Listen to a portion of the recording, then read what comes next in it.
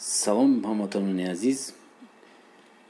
вазороти умури хориҷӣ ба таваҷҷӯҳи ҳамватанони муқими Беларус ва Украина мерасонад, ки мақсади баргардонидани шаҳрвандони кишвар тибқи дастури ҳукумати ҷумҳурии Тоҷикистон парвози махсус самти Душанбе Минск Душанбе ба нақша гирифта шудааст.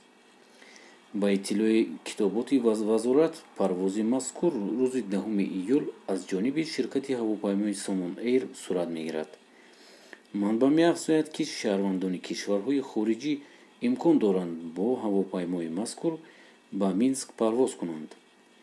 зикр мегардад, ки тоҷикистонҳое, ки дар Беларус ва Украина ба сар мебаранд, барои ба қайдгирӣ намудан ба намояндагоҳи дипломатии кишвар дар Беларус ва Украина муроҷиат кунанд.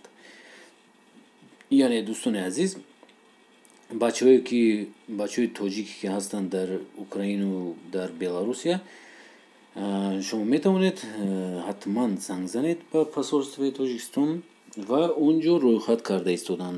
айни замон то 10 июла рӯйхат мешавад ва шумо метавонед парвоз кунед. шумо занг мезанед, шуморо рӯйхат мегиранд аз рӯи паспортатон.